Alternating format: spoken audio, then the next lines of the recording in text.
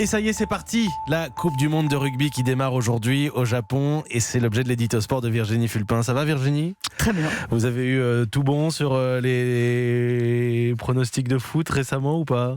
J'avais dit 2-1 pour le PSG, j'étais pas si mauvaise que ça. Écoutez, on va parler de la Coupe du Monde de rugby qui commence aujourd'hui au Japon. C'est parti. Demain, le 15 de France affronte l'Argentine pour son premier match. Vous êtes soulagée, Virginie. Pourquoi ? Parce qu'on va enfin vivre l'instant présent ? Et comment on dit carpe diem en japonais ? Je suis un peu lost in translation. Le 15 de France et son cortège d'incertitudes jouent directement un match décisif demain.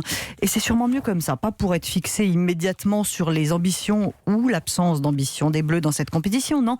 Pour être dans ce match, dans cette Coupe du Monde, pour vivre pleinement l'instant présent. Ça va nous faire du bien dans cette équipe de France. Et son staff nous donne l'impression de vouloir être ailleurs depuis le début de la préparation. Ça fait 3 mois que le 15 de France vit hors du temps, des séances d'entraînement qui s'enchaînent, des matchs de préparation qui n'apportent jamais de réponse, comme s'il n'y avait pas d'échéance là demain. Alors jusqu'à hier, on avait même du mal à savoir à quoi allait ressembler cette équipe en manque de leader. Personne n'est vraiment installé, même le capitaine Guilhem Guirado n'était pas sûr d'être titulaire. Bon, ça c'est réglé, le capitaine sera bien sur le terrain demain. On évite une première un petit peu honteuse et on peut, j'espère, enfin entrer dans cette compétition. Parce que vous trouvez, Virginie, qu'on parle trop du passé ou de l'avenir, mais pas assez du présent. Ouais, on est dans un entre-deux qui ne semble intéresser personne. C'est quand même dingue.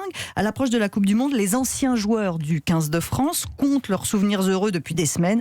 Ah, c'était bien en 87 et puis en 99 aussi. Et tu te souviens de 2011 ? Alors bien sûr qu'il faut apprécier les heures de gloire de notre 15 de France à leur juste valeur. C'est aussi avec ces épisodes qu'on construit une équipe.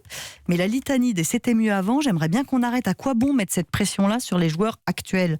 On dirait qu'on cherche à leur montrer qu'on n'attend rien d'eux cette année. Je pense qu'ils ont bien compris le message.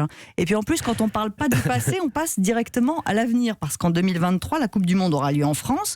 Même dans le staff du 15 de France, Fabien Galtier est déjà là. C'est lui qui remplacera l'actuel sélectionneur Jacques Brunel quand il partira. Et le voir déjà là, ça donne l'impression de sauter la case 2019. Personne n'a envie de la jouer en fait, cette Coupe du Monde. Heureusement, il y a un homme qui peut faire le lien entre le passé et le futur. Romain Ntamack va guider le jeu des Bleus demain. Son père, Émile, est allé en finale de la Coupe du Monde 99. Mais lui, il a 20 ans, il a l'avenir devant lui. Puis j'espère qu'il a aussi un peu le présent. Allez les Bleus, évidemment, le 15 de France, cette équipe de France de rugby qui entame ce mondial demain. Pour le coup, ce sera contre l'Argentine. Évidemment, on va les supporter, on va suivre et on va vivre l'instant présent. Merci Virginie Fulpin, c'était l'édito sport.